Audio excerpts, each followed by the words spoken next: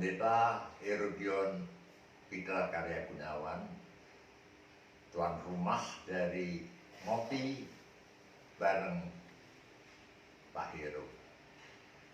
Saat ini saya mendapat tamu istimewa, namanya Wildan. Wildan saya jumpai beberapa bulan yang lalu.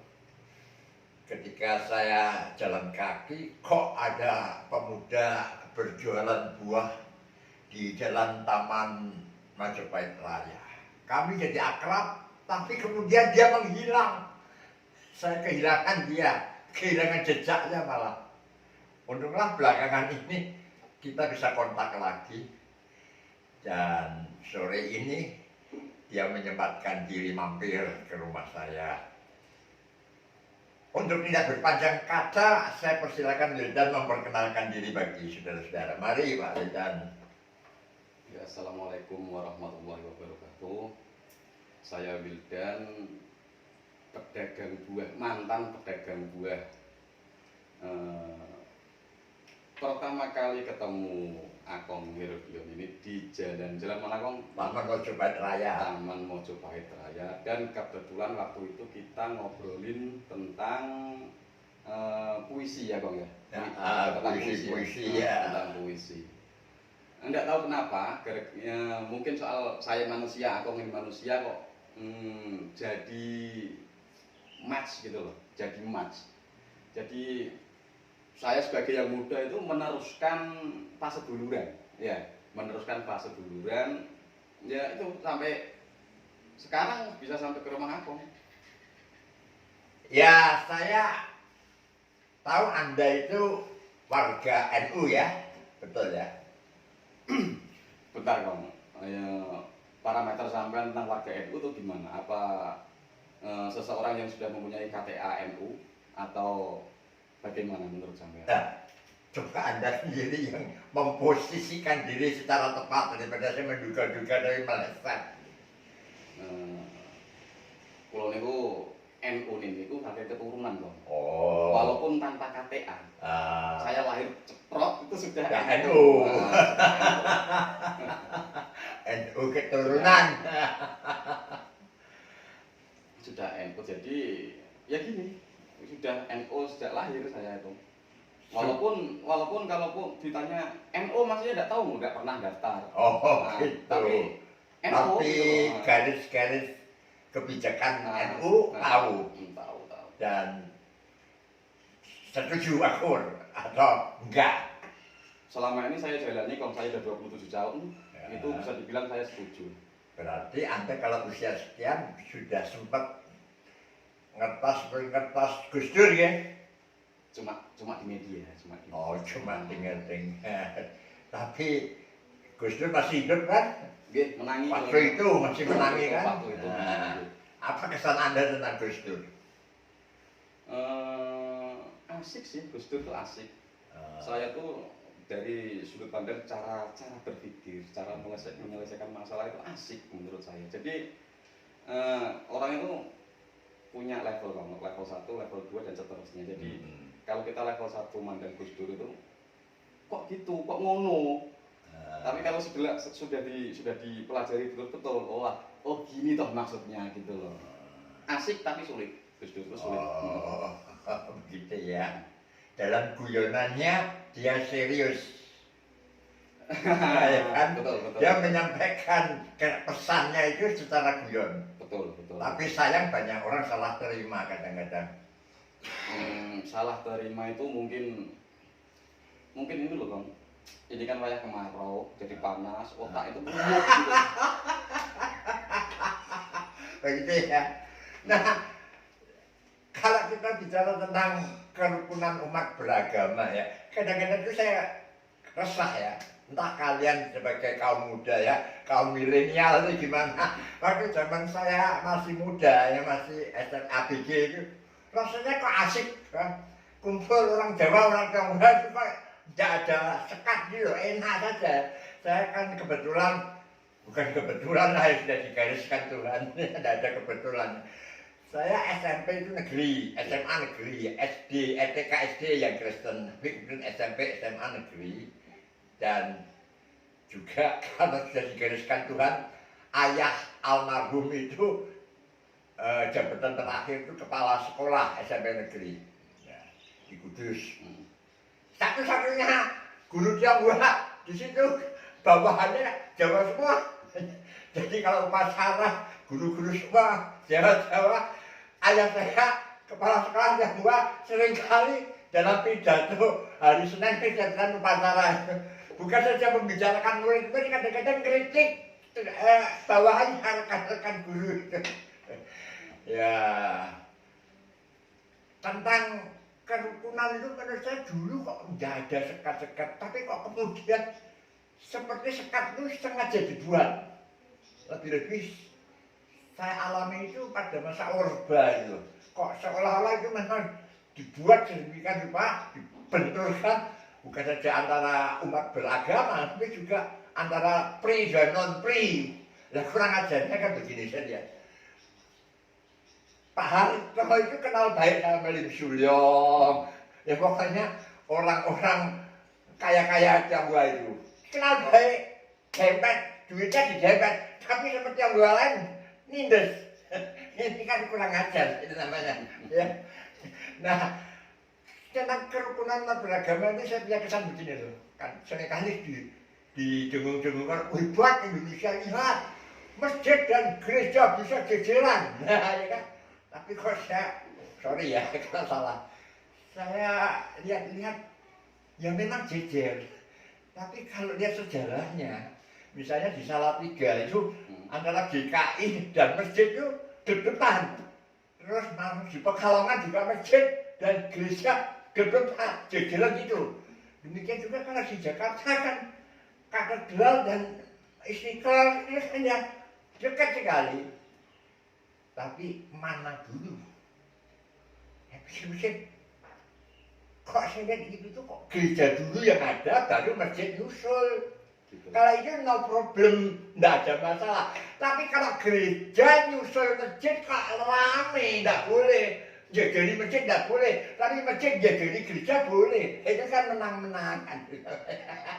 Gereja jadi masjid nggak boleh, tapi masjid jadi gereja boleh.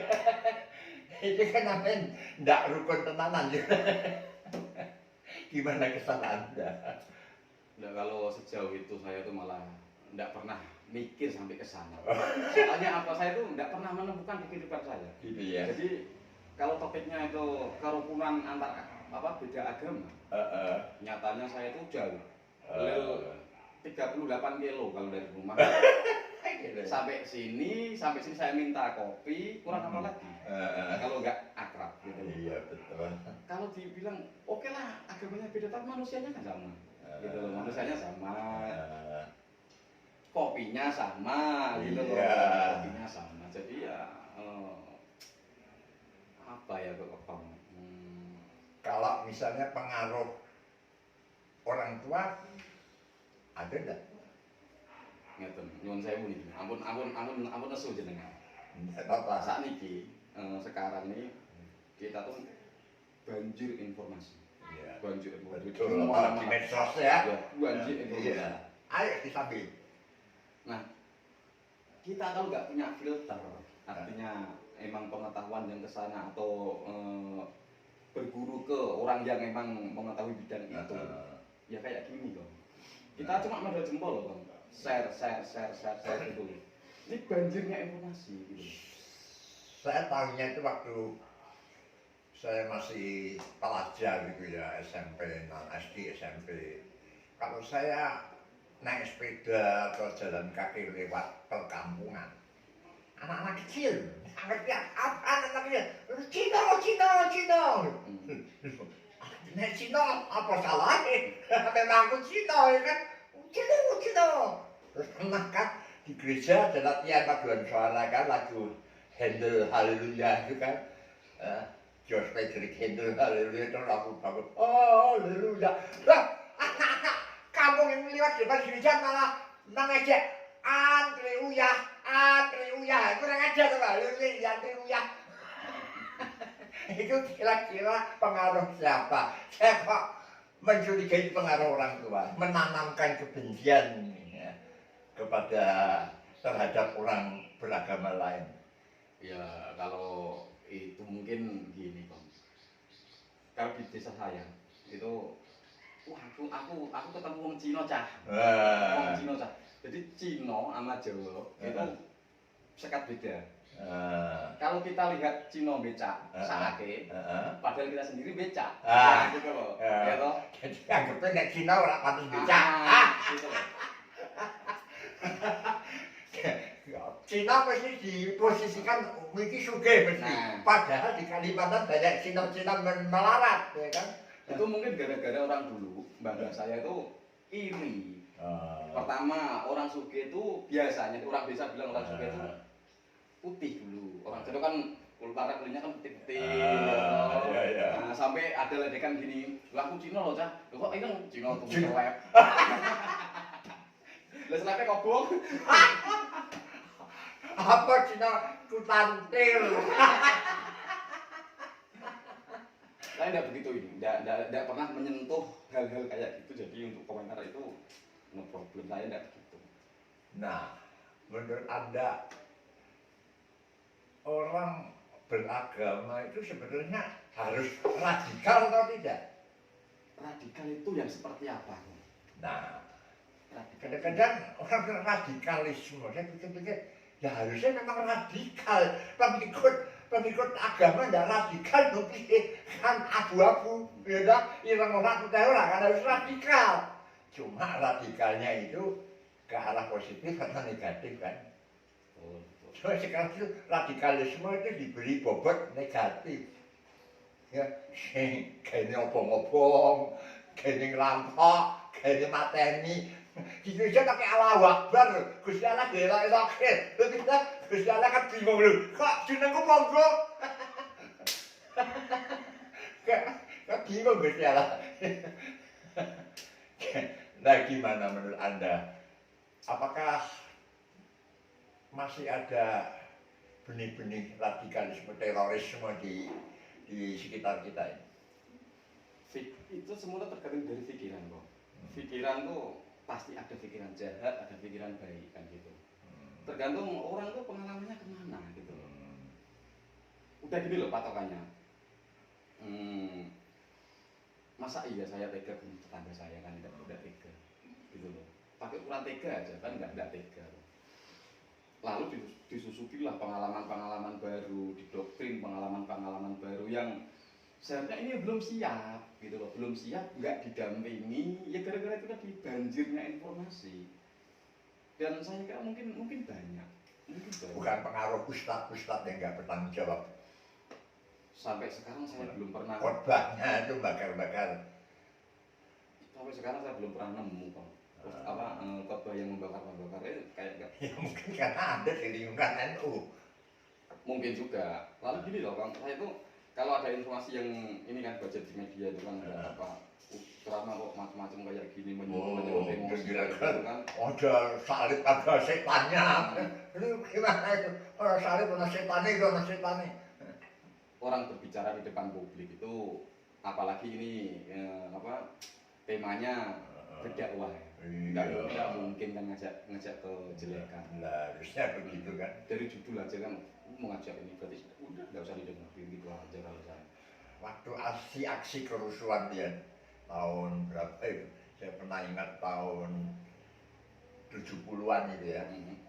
Saya waktu itu pas ada di kota Jepara, kerusuhan Semarang. Semua kan dari Solo, geger kecil jadi menjalar kemana-mana. Semarang diserbu.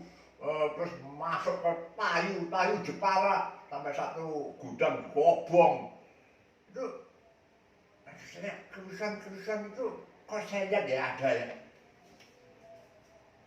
mulainya dari masjid loh ya ini tidak mengada-ngada begitu sholat Jumat bubar langsung nyerbu berarti yang nyiapkan kan khotibnya Islamnya itu tahun berapa Kong? Lah ya tahun-tahun itu. Tahun 70 ya. Ya.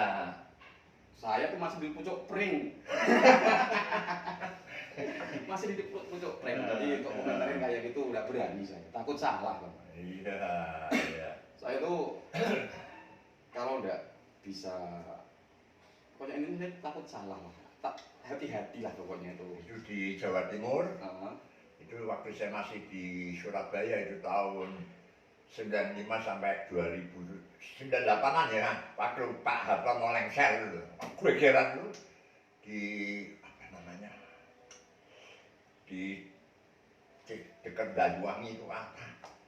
Itu bom sampai ada pendeta dengan keluarganya, dengan seorang perempuan yang pembantu pendeta, bukan asisten rumah tangga itu ya.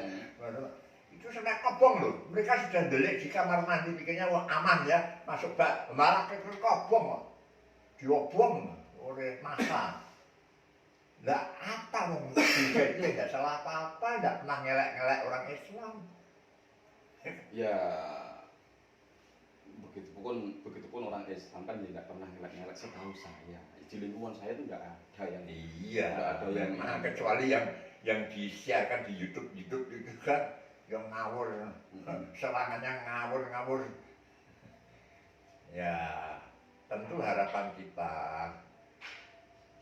memang orang beragama harus membanggakan keyakinannya. Kalau enggak percuma dia beragama kan, dia tidak yakin sendiri harus itu. Tapi ya ada keterbukaan terhadap yang berkeyakinan lain. Kita berbeda tapi tidak harus bermusuhan kan? Ya kalau saya tuh ikut guru saya ya Bang, bilangnya agama itu dia dapurnya. Yang kita sajikan itu masakannya, bukan dapurnya kita sajikan gitu loh. Betul. Nah, agama itu dapurnya. Kalau yang kita sajikan itu akhlak kita, jiwa sosial kita gitu loh. Jadi mungkin orang-orang yang keras itu nyuguhin tamu sak dapurnya, mungkin sak kompor-kompornya gitu loh. Dan itu nggak pas menurut saya. Ya udah biarin, walaupun dapurnya bobrok, banjir, kayak yang penting kan yang disuguhkan. Yang disuguhkan kan kopinya enak, ya ada kuahnya enak. Itu loh, orang itu cukup menurut guru saya kayak gitu, dan itu saya tiru. Ya, itu harapan kita. Cuma ada orang yang ngomong begini, Ahok orang Tionghoa dimusuhi, Kristen lagi dimusuhi, tapi Jokowi orang Jawa kok ya dimusuhi, Islam lagi dimusuhi. Jadi kenapa Ahok dimusuhi, Jokowi dimusuhi? Bukan karena masalah agama, bukan karena masalah kulit, tapi karena idealisme dua orang ini yang mau menegakkan keadilan, kebenaran, yang mau memberantas korupsi. Pertanyaannya gini, jadi yang bermusuh-musuhan kayak gitu, satu sama lain saling tembak kayak gitu, itu ujung tombaknya apa, Bang? Yang mereka cari itu apa sebenarnya menurut Akong itu? Popularitas atau uang atau apa Bang menurut Anda? Kuasa, menurut saya kuasa. Lalu apa yang mau dikuasai? Ya, negara dengan segala kekayaan alaminya ini. Apalagi kalau mereka itu dibius dengan ajaran yang kalau kamu bisa membunuh orang kafir satu aja langsung masuk surga. Apalagi kalau kamu mau bunuh diri demi bisa mengebom orang banyak, langsung mencolot ke surga. Tidak usah lewat titian di belah 7, titian rambut di belah 7, kangelan. Itu kalau saya dibilangin kayak gitu ini. Mbok empun Pak jenengan riyen. Ya Pak, sama-sama masuk surga loh Bang. Kadang-kadang juga ada iming-iming yang masyarakat. Kalau kamu jadi orang yang sungguh-sungguh soleh, mengabdi kepada agamamu, besok kamu dilayani oleh bidadari cantik. Waduh, kok orientasinya kesak. Sampai surga itu dibayangkan penuh dengan seksualitas. Mungkin tidak begitu Bang. Pengertiannya mungkin tidak begitu. Bidadari kok cantik-cantik katanya yang perawan-perawan. Katanya di sana tuh bidadari tidak pernah jadi tidak perawan, begitu jadi perawan lagi katanya. Bingung ya baca kismet bingung, jadi perawan lagi. Kalau di lingkungan saya tuh gini, ada istilah yang blokosuto, Iya. ada yang sanepan. Mungkin untuk yang kasus kayak gitu mungkin itu sanepan. Saya enggak. Sanepan itu pastinya. Sanepan itu apa ya, Bang? Mau membicarakan sesuatu atau mengarah ke sesuatu, tapi enggak langsung ke sana gitu loh. Gitu. Jadi untuk menerangin hal semacam itu saya tidak paham. Tapi ajaran orang tua ya gitu. Dan no problem menurut saya, no problem. Jadi kalau memberi iming-iming yang nggak benar nih ya menyesatkan namanya. Iming-imingnya nggak benar loh. Iming-iming kok bidadari, iming-iming langsung nggak usah titian rambut dibelah 7 untuk mencolok surga. Itu kan ya, itu iming-iming yang nggak beres itu. Sampai orang jadi berani mati, langsung masuk surga. Semua dosamu dihapus masuk surga. Apalagi kalau kau bunuh begitu banyak orang kafir. Ya, semoga. Nah ini loh, kafir itu menurut aku itu gimana loh? Mungkin beda dengan pengertian kafir saya. Gitu. Ya, kalau kita lihat dalam perjanjian lama, ya, zaman Nabi sebelum Yesus diutus datang ke dunia, ini memang tidak ada yang menyangka Israel itu adalah umat pilihan Allah.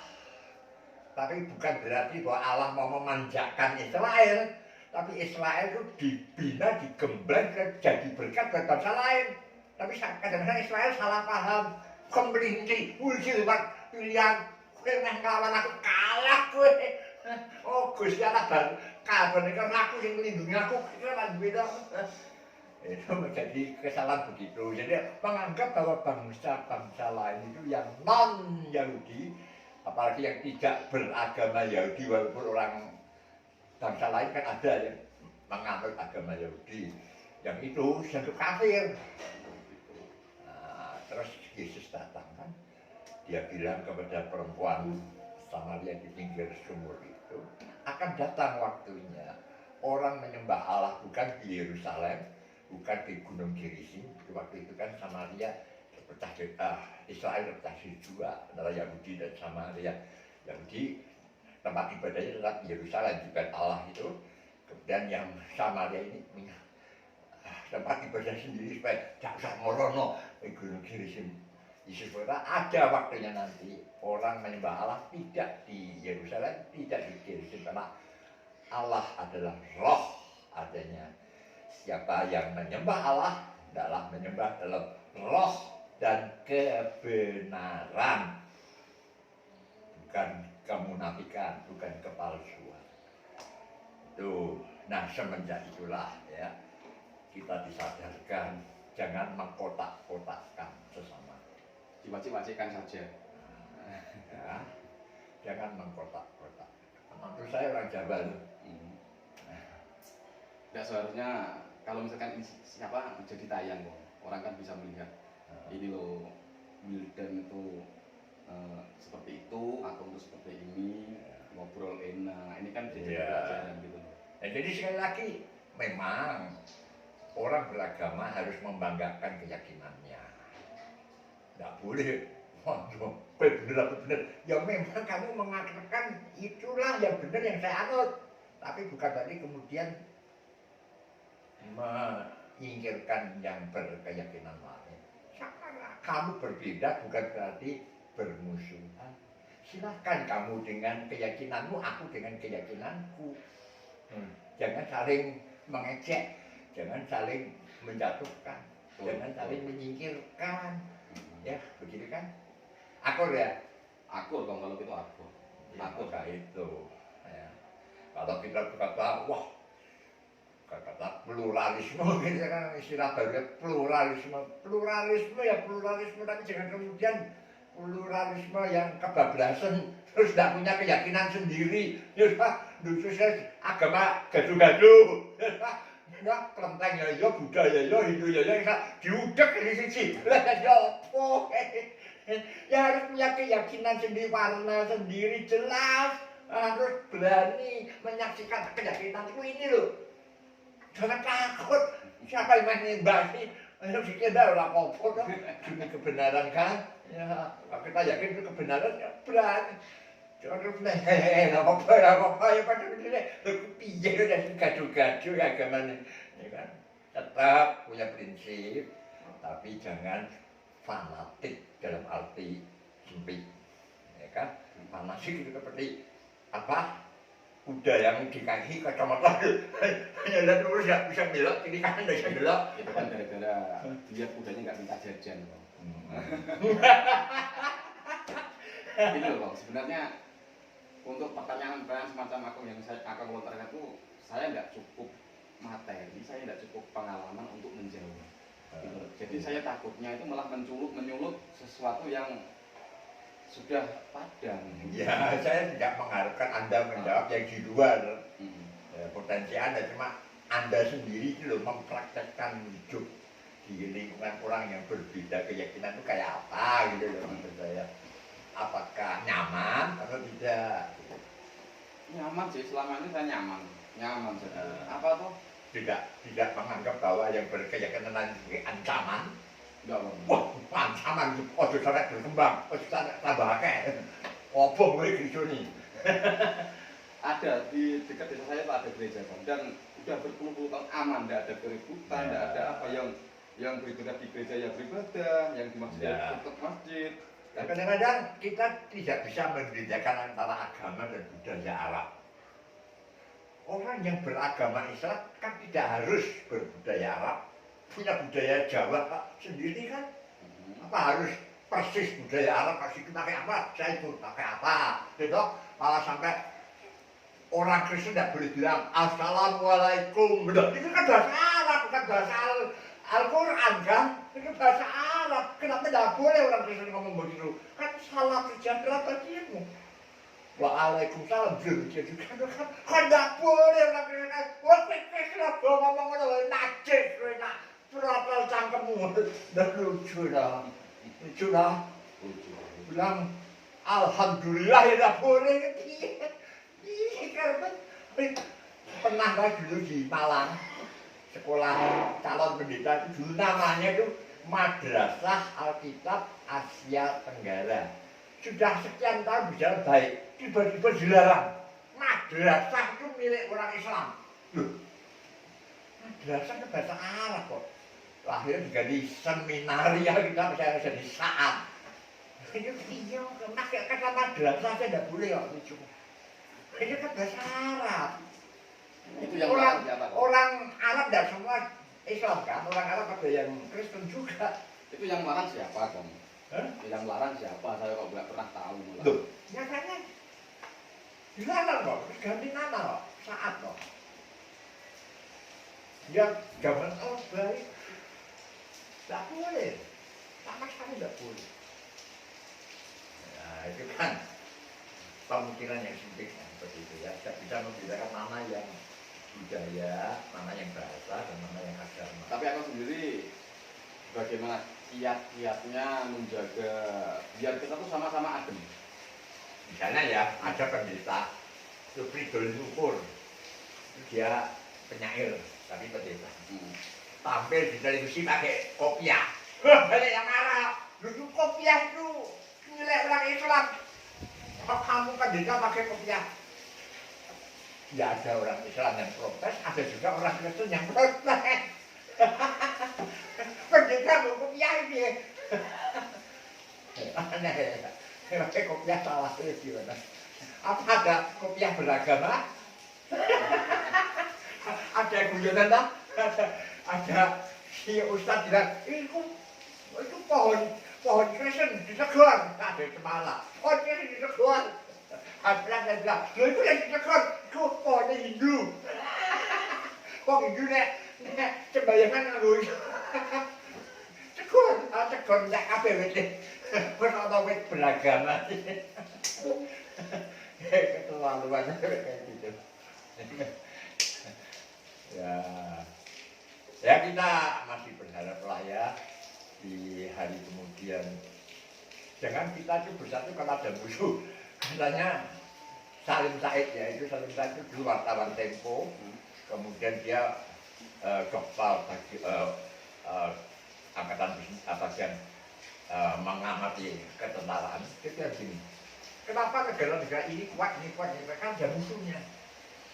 Korea kuat karena menghadapi Korea Selatan dan sebagainya. Tambah lagi kuat gitu. Indonesia tidak punya musuh, malah Gusti Allah yang diwedeni. Gustinya ya tidak kuat negara ini. Gusti Allah yang diwedeni gitu. Ya, oh nyatanya bersumpah ya kalau sedang di lantai bersumpah, tapi sumpahnya lagi dituruti boleh. Sumpah tidak memberi dan tidak menerima apapun dan dalam bentuk apapun nyatanya nyolong. Ya enggak lah. Jadi loh, kita pun tunjukkan kepada publik saja. So, kita gimana? Tidak usah bahas-bahas, soalnya saya tidak punya bahan loh. Kalau saya tidak punya bahan, ini nggak apa-apa, mengenai ngobrol sebagai bahan. Ya untuk sementara bisa kita mulai waktu berhubung durasi yang pendek di YouTube ya. Sampai sekian, tolong kalau Anda menyukai acara ini, tolong tekan tanda jempol itu di kiri HP Anda dan subscribe, dan tolong bagikan, share, ya, di forward ke grup-grup yang Anda ikuti, ke sama saudara, tetangga, ya semuanya lah, supaya banyak yang mendapat berkat dari acara ini. Tuhan memberkati.